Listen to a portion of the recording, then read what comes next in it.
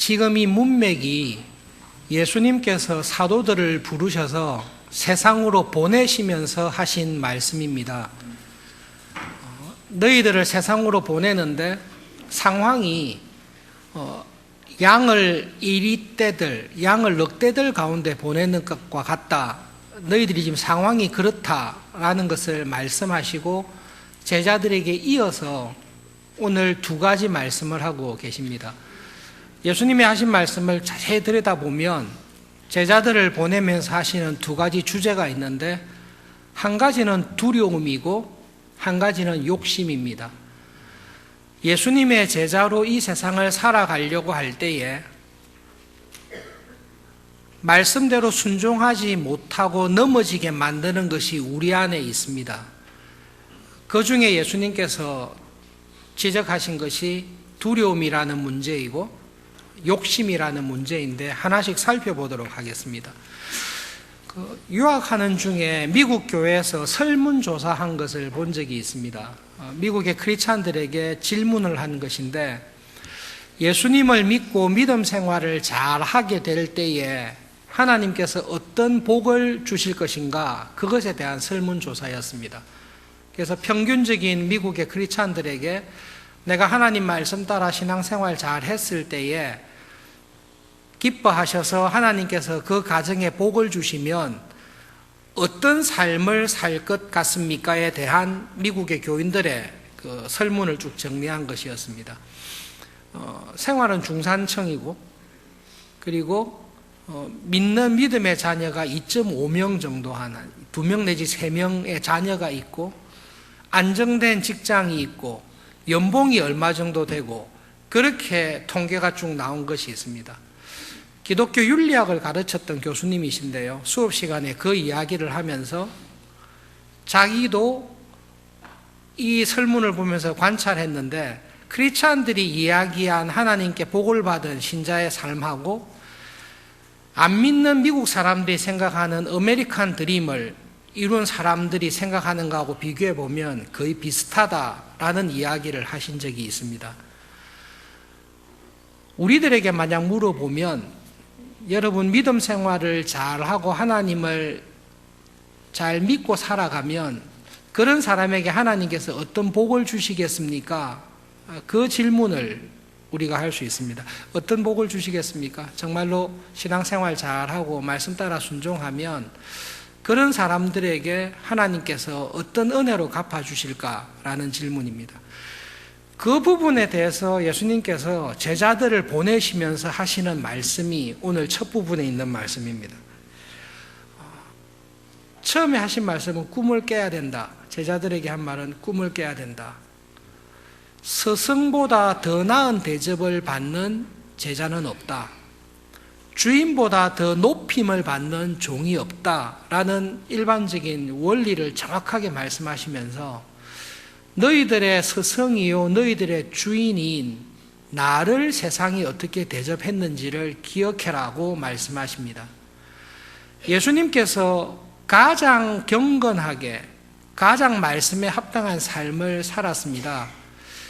그렇게 살아가는 예수님을 세상은 어떻게 보았습니까? 말씀하신 대로 세상은 나를 향해서 바알세불이라고 말하고 있다. 그렇게 말씀하셨습니다.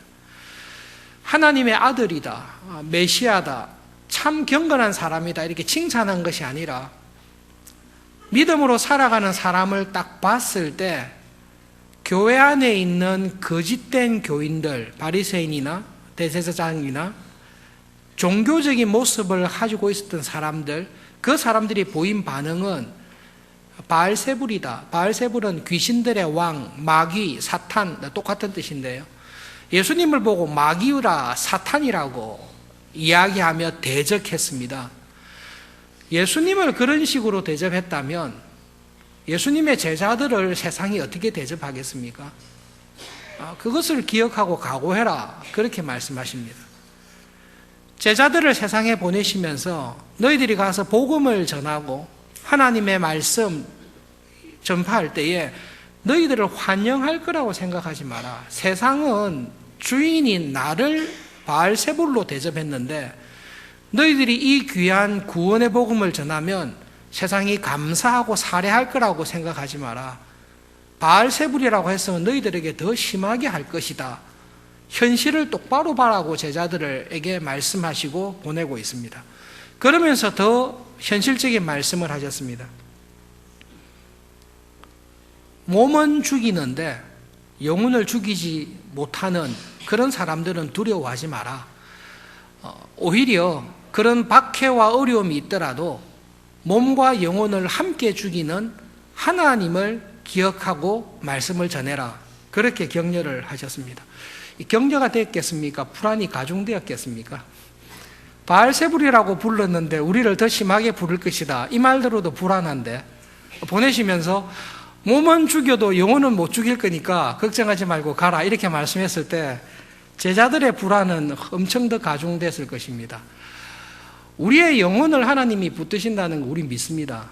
근데 우리한테 중요한 건 몸입니다. 제가 죽어버리면 설교도 못하고 우리가 죽어버리면 아무것도 못합니다. 근데 예수님께서 제자들에게 죽여도 몸밖에 못 죽이니까 걱정하지 말라 이렇게 말씀하시는 게 전혀 위로가 되지 않았을 것입니다. 마태가 마태복음을 초대교회에 썼을 때에 초대교회에 마태복음을 읽고 받은 교인들은 또 사도들은 이미 야고보가 헤롯에 의해서 순교당한 것을 보고 알았을 것입니다.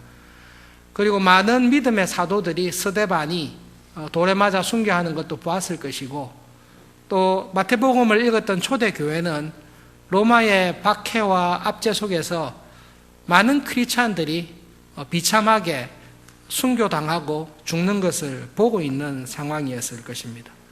그런데 예수님께서 보내시면서 몸은 죽여도 영혼은 못 죽이는 하나님만 두려워하라. 그 말씀은 전혀 위로가 되지 않았을 것입니다. 그러면서 예수님께서 사도들에게 우리들에게 하나님을 믿는 믿음에 대해서 정확하게 말씀해 주십니다. 아마 우리도 분명히 그렇게 오해했을 텐데요. 이어서 나오는 예수님의 말씀이 두려움을 이길 수 있는 믿음이 무엇인지를 가르쳐 주십니다. 두려워하지 마라. 몸을 죽이지만 영혼은 못 죽이는 하나님을 두려워하라고 말씀하고 난 이후에 우리의 몸과 영혼을 죽일 수 있는 또 몸과 영혼을 살릴 수 있는 하나님이 어떤 하나님이신지에 대해 말씀하시고 계십니다. 참새 2마리가 한 아사리온에 팔리는 것 한 1,200원 정도 할 텐데요. 1,200원에 한두 마리, 100원에 2마리면 200원에 5마리 줍니다. 아주 하찮은 거지요. 하찮은 참새를 이야기하면서 아무도 신경 쓰지 아니하는 참새도 하나님께서 허락하지 아니하시면 땅에 떨어지거나 잡히지 않는다. 하나님께서 허락하셔야 그런 참새도 잡혀서 음식이 된다. 하나님께서 다 주관하신다는 것을 사도들에게 우리들에게 말씀해 주고 계십니다.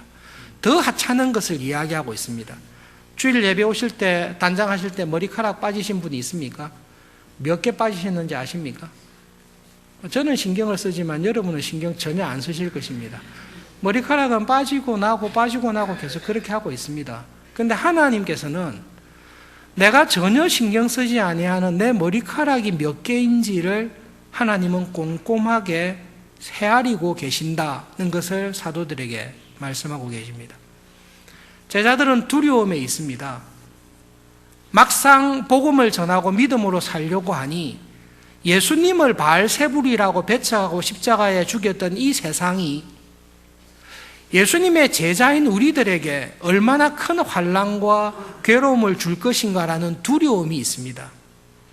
그럴 때 예수님께서 믿음으로 살아가는 우리들에게 주시는 말씀이 너희들의 두려움과 염려가 있는 그 자리에 하나님이 어떤 분이신지를 바라보는 믿음을 가지라고 말씀하고 있습니다. 하나님께서는 굉장히 하찮아 보이는 참새 한 마리도 하나님께서 결제하지 아니하시면 떨어지는 법이 없게 하시는 분입니다. 아무도 신경 쓰지 아니하는 머리카락이 몇 개인지에 대해 하나님은 세밀한 관심을 가지고 돌아보시는 하나님이다. 그 하나님을 기억함으로 너희들의 두려움을 믿음으로 이기라고 말씀하고 있습니다. 너희의 몸은 죽일 수 있으나 영혼을 죽이지 못하는 세상을 두려워하지 말라라고 했을 때 우리는 오해합니다. 하나님께서 나에 대해서 관심을 가지고 있는 것은 내 영혼만 관심이 있다라고 우리는 오해합니다. 하나님께서는 나의 영적인 생활에만 관심이 있고 나의 육체는 하나님께서 관심이 없고 세상에 맡겨놨다. 신앙생활은 하나님이 챙기시지만 내가 하는 사업, 임용고시를 앞두고 치는 시험, 직장을 구하는 일, 내 삶의 다른 세상에 속한 일들에 대해서는 하나님은 관심이 없는 것 같다라고 우리는 오해합니다. 예수님께서 하신 말씀은 그 말씀이 아닙니다. 그런 오해를 막기 위해서 예수님은 연이어서 바로 말씀하십니다. 참새 한 마리도 하나님이 허락하시면 안 떨어진다. 머리카락도 하나님은 다 세아리고 계신다. 세상이 너희들의 몸을 죽이려고 하지만 너희들의 몸은 참새보다 머리카락보다 훨씬 귀중한데 참새 하나도 하나님의 허락이 없으면 안 떨어지듯이 하나님께서는 너희들의 몸도 너희들의 육신의 생명도 붙들고 있다는 것을 기억해라. 하나님은 너희들의 영혼뿐만 아니라 너희들의 몸도 붙들고 있고 너희들의 영적인 삶뿐만 아니라 이 땅에서의 모든 삶을 하나님께서 붙들고 있다는 것을 기억하고 그 하나님을 믿는 믿음으로 두려움을 이기며 살아라. 이것이 예수님께서 제자들을 보내시면서 하시는 말씀입니다. 오해하시면 절대로 안 됩니다. 하나님께서는 영혼만 붙드시기 때문에 십자가에서 죽으실 때 예수님의 영혼만 구원하시고 예수님의 육체는 어쩔 수 없기 때문에 십자가에서 세상에 의해서 죽게 되었다. 우리는 그렇게 믿지 않습니다. 참새 하나도 하나님의 뜻에 의해 주관된다면 예수님의 십자가의 죽으심도 하나님의 뜻입니다. 예수님은 십자가에서 죽으실 때에 어쩔 수 없어서 죽는 게 아니라 12영, 군대로 치면 12군단이겠죠. 수만 명의, 수십만 명의 천사들을 데리고 와서 정리할 수 있다. 천사 한둘만 보내도 정리할 수 있는데요. 내가 십자가에 죽는 것은 하나님의 기쁘신 뜻이 있기 때문에 그 뜻에 내가 순종하면서 죽는다. 하나님께서 우리의 영혼과 육체를 다 붙들고 있다는 것을 말씀하고 있습니다. 이 편지를 받았던 초대교회 교인들은 수많은 믿음의 사람들이 순교하는 것을 경험하고 있습니다. 초대교회를 보거나 여러분 기독교회를 보시면 순교의 역사가 참 많이 있습니다. 참 비참하고 괴롭고 힘들게 순교하는 사람들이 있습니다. 순교의 기사를 자세히 읽어보십시오. 순교하면서 죽는 사람들이 순교할 때에 하나님 내 영혼만 보호해 주시니 감사합니다. 제 육체는 어쩔 수 없이 순교당하네요. 그렇게 순교한 사람이 있습니까? 육체의 심각한 고민과 고통 가운데 죽고 있지만 순교를 당한 사람들의 마음속에는 나의 영혼과 나의 육체의 생명을 하나님께서 주장하시고 있다라는 믿음이 있습니다. 그리고 목숨을 잃게 되는 그 환난 속에서도 하나님께서 이것을 허락하셨고 우리를 순교의 자리에 두신 것은 하나님의 뜻이고 우리가 그리스도와 같이 예수님과 같이 하나님의 뜻에 순종하기 위해 죽는 자리에 이르도록 죽기까지 가는 이 자리에 우리를 인도해 주신 것도 하나님의 과분한 은혜입니다라는 믿음으로 그 순교를 이기며 살아갔던 모습들을 우리는 보고 있습니다. 예수님께서 제자들에게 보내면서 하시는 말씀이 이 말씀입니다. 세상은 너희들을 박해하고 반대할 것이다. 나를 바알세불이라고 불렀으니 너희들에게 오죽하겠냐. 내 심정이 양을 이리떼 가운데 보내는 것과 같다. 그런데 두려워하지 마라. 두려워하지 마라.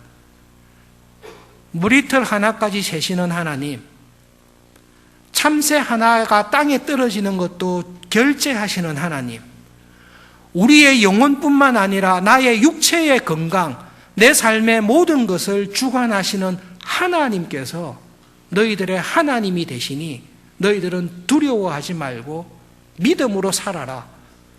그것이 예수님께서 우리들에게 주시는 말씀입니다. 작년 성경 공부 지난주부터 철로역정이라는 기독교 고전을 읽고 있습니다. 지난주에 읽었던 내용 가운데 기독시, 크리스찬이죠. 기독시라는 사람이 구원의 복음을 듣고 천성을 향해 쭉 가는 여정 가운데 사자를 만나게 되는 장면이 있습니다. 하나님께서 말씀하신 길을 따라 쭉 천성을 향해서 가고 있는데 길 양편에 무서운 사자가 딱 지키고 있습니다. 그 길을 가던 다른 사람들이 그 사자로 인한 두려움, 내가 저 길로 갔다가 잡혀 먹겠구나 라는 두려움에 천성으로 가던 길을 포기하고 황급히 도망가는 두 사람이 있습니다. 존 번연이 그 두 사람의 이름을 불신, 겁쟁이라는 이름을 붙여줬습니다. 이 사람들도 구원의 복음을 받고 하나님 말씀대로 믿음의 길을 쭉 걸어가고 있었습니다. 그런데 자기 앞에 감당할 수 없는 사자가, 세상의 위협이, 환란이 닥치게 되었습니다. 그 순간 자기의 정체가 드러났습니다. 하나님의 말씀을 믿고 말씀에 순종하며 모든 순간에 예수님을 주라 시인하며 하나님을 시인하며 고백하면서 사는 교인이라고 생각했는데요, 막상 눈앞에 사자가 딱 들이닥치는 순간 자기의 본성이 드러났는데 나는 기독시가 아니라 불신이었다라는 것이 그 시련 앞에서 딱 드러났습니다. 천성으로 가는 길을 포기하고 돌아서서 도망가고 있습니다. 또 한 사람이 도망가고 있는데요, 그 사람의 이름은 겁쟁이입니다. 세상에 대한 두려움이 너무 커서 믿음으로 살아가는 것, 하나님께서 나의 영혼과 나의 육체의 생명을 주장하고 있다라는 것을 부인하고 주님의 이름을 시인하며 믿음으로 살아가는 것을 접어버리고 겁에 질려서 도망가는 두 사람이 있습니다. 기독씨가 가서 봤는데 무서워서 자기도 꼼짝 못하는 지경에 처했습니다. 존 번연이 굉장히 좋은 말을 했는데요, 그 당황하며 두려움에 사로잡혀 있는 기로에 서 있는 기독씨를 향해 경성이라는 사람이 옆에서 조언을 해줍니다. 텔레비전 볼 때 워치 하잖아요. 존 번연이 그 사람 이름을 워치풀 이렇게 한 거예요. 잘 보는 사람, 그 사람이 기독씨한테 이야기합니다. 자세히 바라고, 저 사자를 자세히 바라고, 저 사자가 쇠사슬에 묶여서 하나님께서 가라고 한 그 길 중앙으로 가면 도무지 그 사람을 물 수 없도록 쇠사슬에 묶여 있다는 것을 자세히 바라고 워치풀, 경성이라는 사람이 기독씨에게 계속 이야기를 해주는 것입니다. 정신을 차려서 가만히 들여다보니 분명히 사자가 있는데 쇠사슬에 견고하게 묶여 있고 그 묶여 있는 쇠사슬로 인해서 이 사자는 하나님께서 말씀하신 믿음의 길로 가는 사람을 해치지 못한다라는 것을 기독씨가 보게 됐습니다. 그래서 그 믿음을 가지고 조심스럽게 좌로나 우로나 실족하지 아니하고 믿음을 가지고 딱 걸어갔을 때에 그 길을 통과해서 천성을 향한 여정을 계속하는 것을 보여주고 있습니다. 우리 마음에 두려움이 있습니다. 어떤 두려움이 있는가 하면 하나님의 말씀대로 순종하며 살아갈 때에 재난을 당하고 환난을 당하고 죽을 것이다라는 두려움이 있습니다. 두려움 앞에서 믿음으로 이기지 못하고 불신과 겁쟁이처럼 그 믿음의 길을 도망가고 싶어하는 염려와 불안이 우리에게 있습니다. 예수님께서 사도들을, 우리들을 이 땅에 보내시면서 하시는 말씀이 있습니다. 하나님의 말씀대로 순종하게 못하게 하는 이 순간에 예수님을 시인하고 내가 하나님을 믿는 신자라는 것을 시인하며 살아야 되는데 오히려 내 입에서 예수님을 부인하고 믿음으로 살아가는 것을 부인하게 만드는 것이 무엇입니까? 믿음으로 길을 걸어가는 것을 중단하게 만들고 오히려 그 길에서 떠나서 도피하게 만드는 두려움이 무엇입니까? 그것에 대해서 예수님께서 말씀하십니다. 여러분, 두려움은 밖에도 있지만 두려움은 내 안에 있습니다. 사실은 내 안에 있는 두려움이 더 큽니다. 내 밖에 사자가 있다, 없다고 생각하자, 그렇게 되지 않습니다. 사자는 분명히 내 바깥에 있습니다. 있는 것은 있는 것입니다. 그것은 두려워해야 될 대상입니다. 사자가 뻔히 있는데 까딱 길을 잘못 가면 찢겨서 죽을 수밖에 없는데, 길을 잘못 가서 죽어 있는 사람의 시체가 널브러져 있는데 사자 없다, 이건 믿음이 아닙니다. 사자가 있습니다. 해칠 수 있습니다. 그런데 그 사자조차도 하나님께서 쇠사슬로 제어하고 있다는 것이 믿음입니다. 그 믿음이 있을 때에 우리는 신자다운 예수님의 이름에 걸맞는 하나님의 자녀라는 것을 고백하며 주님의 이름을 시인하며 살아갈 수 있는 믿음을 가지고 살아갈 수 있습니다. 예수님께서 우리에게 주신 첫 번째 말씀이, 우리 마음속에 두려움과 불안이 있습니까? 하나님에 대한 믿음이 있습니까? 믿음으로 세상을 이기면서 살아라. 자세히 봐라. 그냥 희미하게 보지 말고 저 앞에 사자를 자세히 봐라.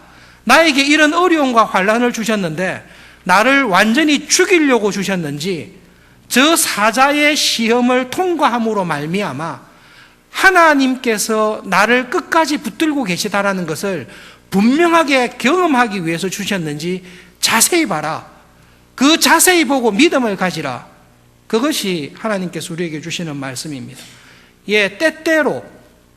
때때로 하나님께서는 우리의 육체를 환난과 순교를 통해 죽음에 이르도록 허락하시는데, 그것은 하나님께서 주관하시는 뜻이라는 것을 우리는 믿습니다.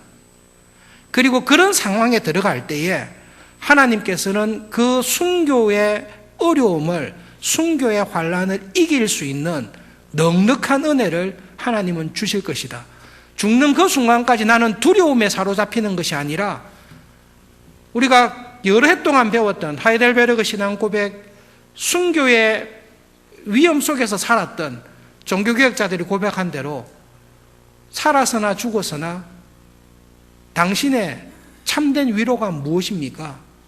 내가 살아서나 죽어서나 나의 몸과 나의 영혼이 하나님의 것입니다. 하나님께서는 나를 향해 너의 영혼과 너의 몸이 내 것이다 라고 약속하시는 그 약속의 말씀에 우리의 참된 믿음이 위로가 있습니다. 여러분, 혹시 여러분의 삶을 지금 돌아보십시오. 믿음이 있어야 될 자리에 불안과 두려움에 사로잡혀 있는 부분이 혹시 있습니까? 내가 이 자리에서 예수님의 이름을 시인하며 하나님의 이름을 시인하며 살아야 될 자리에 다른 것으로 인하여 내가 하나님의 이름을 부인하면서 살아가는 유혹에 빠져 있는 것이 혹시 무엇입니까? 예수님께서 우리에게 돌아보라고 말씀하십니다. 두 번째로 제자들을 보내시면서 하시는 말씀은 욕심을 조심하라 말씀하십니다.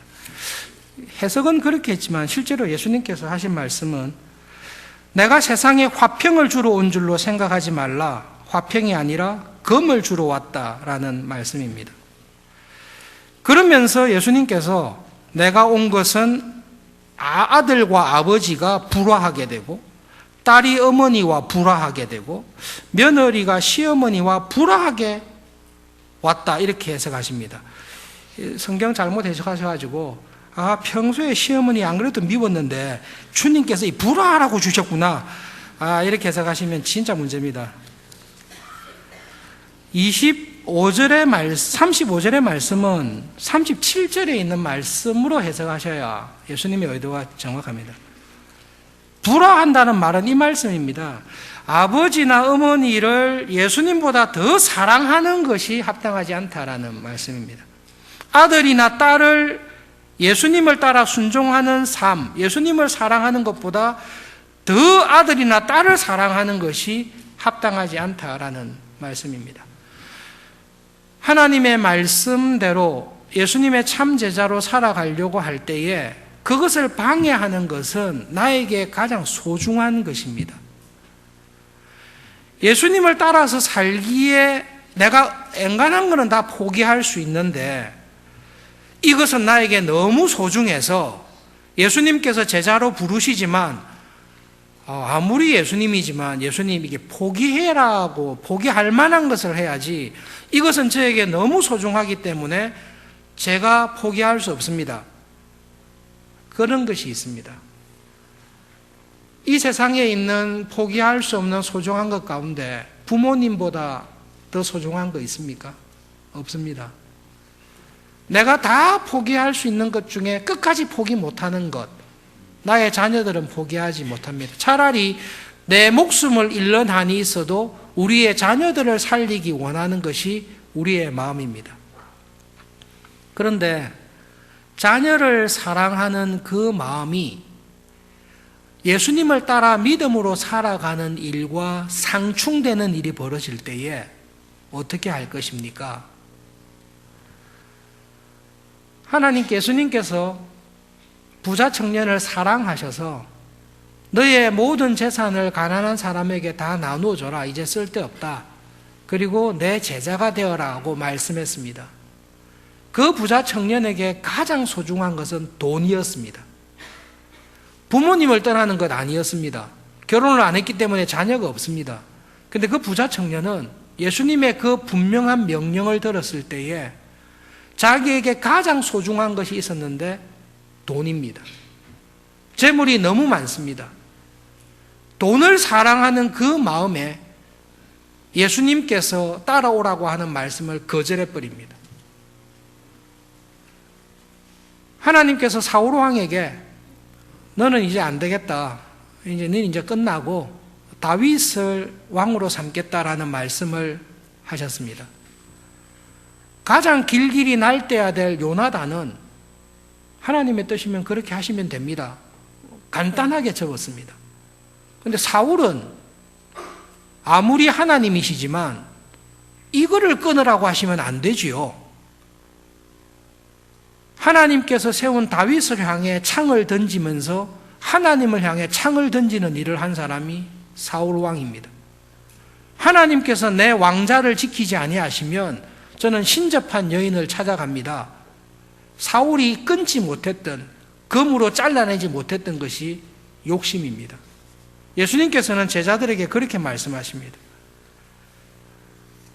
나는 너희들에게 나보다 더 사랑하는 것이 있다면, 근데 그 사랑하는 것이 예수님께서 나에게 요구하시는 그 주님의 뜻에 순종하는 것을 가로막는 것입니다. 발목을 잡아버리는 것입니다.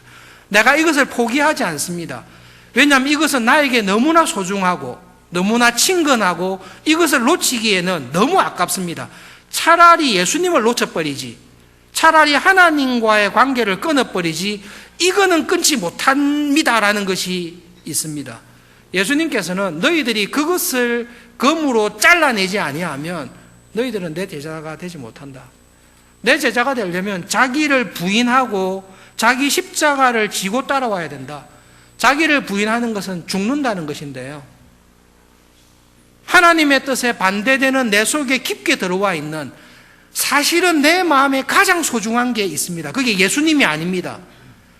예수님인 것처럼 보이는데 예수님이 내 돈을 건드리면 예수님을 떠나지 나는 돈을 포기하지 않습니다. 그게 내 안에 딱 들어가 있습니다. 욕심입니다. 하나님보다 더 소중한 것은 욕심입니다. 그 욕심에 사로잡혀서 마땅히 부인하고 나를 따라오라는 예수님의 말씀을 듣지만 끝까지 버티는 것입니다. 예수님을 시인하지 않습니다. 예수님을 고백하지 않습니다. 잘라야 될 것을 자르지 않고 있습니다. 혹시 그런 게 있습니까? 하나님의 말씀 앞에서 성령님의 은혜 가운데 나를 돌아볼 때에 우리의 중심을 가장 깊은 곳을 아시는 하나님께서 보시기에 내 마음에 가장 소중하고 귀한 것에 예수님의 이름을 고백하며 주를 시인하며 살아가는 믿음과 순종이 있습니까?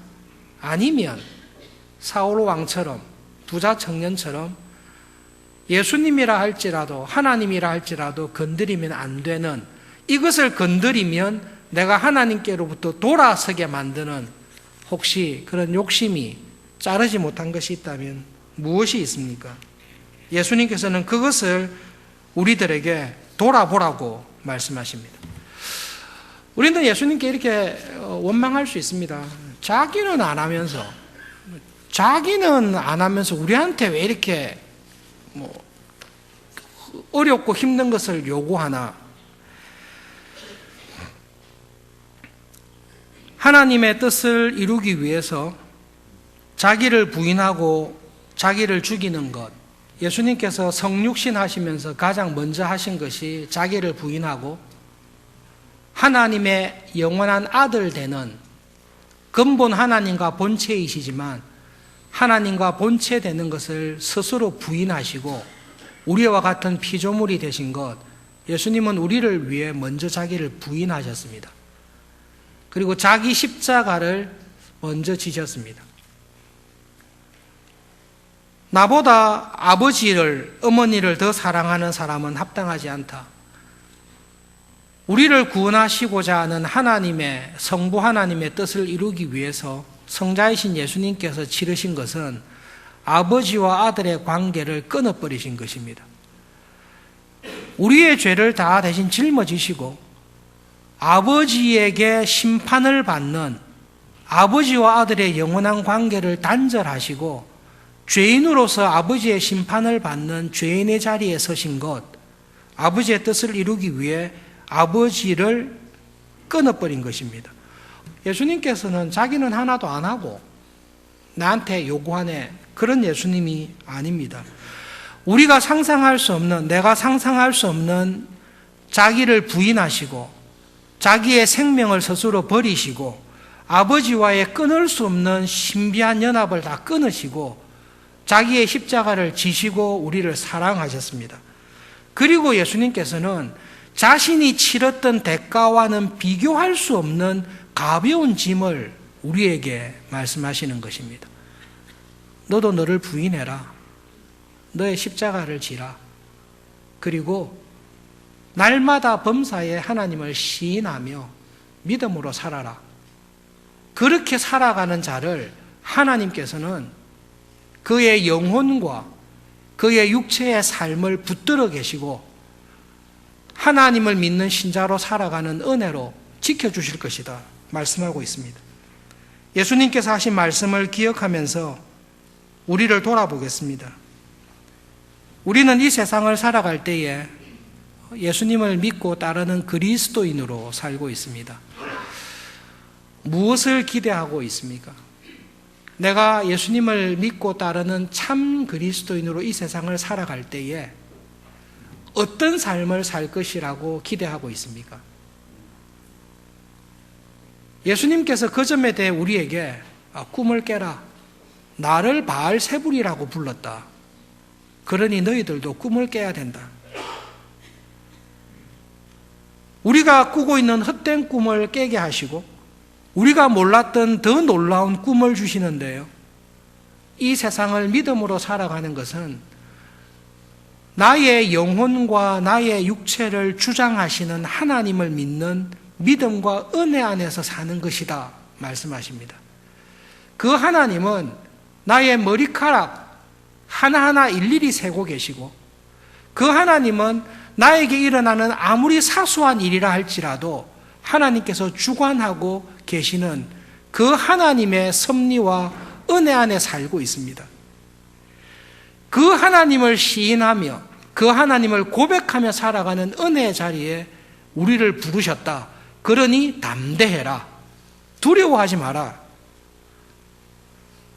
하나님께서 허락하시는 모든 일들은 우리의 유익을 위한 것임을 믿습니다. 혹시 내 마음속에 믿음으로 살아가는 것을 방해하는 하나님보다 더 사랑하는 어떤 것이 있다면 무엇입니까?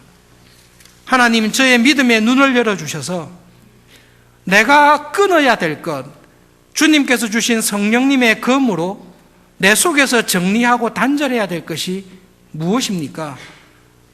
그 은혜를 주셔서 날마다 옛 사람의 습성을 따라 살려는 나를 부인하고 내 안에 예수님께서 살아계셔서 동행하는 믿음의 삶을 이번 한 주간에도 이 땅에 있는 동안 살아갈 수 있는 은혜를 주십시오. 좋은 열매를 맺으면서 우리 살아갈 수 있기를 바랍니다. 기도하겠습니다.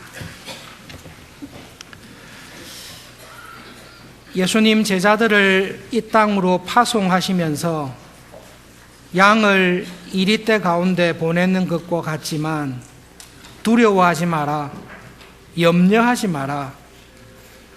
하늘 아버지께서는 너희들에게 일어나는 모든 일들을 주관하시고 섭리하시는 하나님임을 기억하며 믿음 안에서 범사의 하나님을 인정하며 예수님을 시인하며 살아라고 격려해 주신 말씀을 기억하며 감사합니다. 주님의 말씀 앞에서 내 안에 있는 끊어내어야 하지만 끊어내지 못하는 예수님보다 더 귀중하게 여기는 것이 있다면 그것을 보게 해 주시옵소서. 하나님께서 주시는 은혜로 말미암아 우리를 얽매이게 하는 것들, 주님을 따라 살아가지 못하도록 우리를 방해하는 것들이 있다면 하나님, 주님께서 주시는 검으로 하나하나 다 끊어내게 하시고 날마다 자기를 부인하며 하나님과 함께 동행하며 하나님의 사람으로 이 땅에서 쓰임받으며 살아가는 구원의 은혜를 저희들의 삶에 풍성하게 부어주십시오. 예수님의 이름으로 기도합니다. 아멘.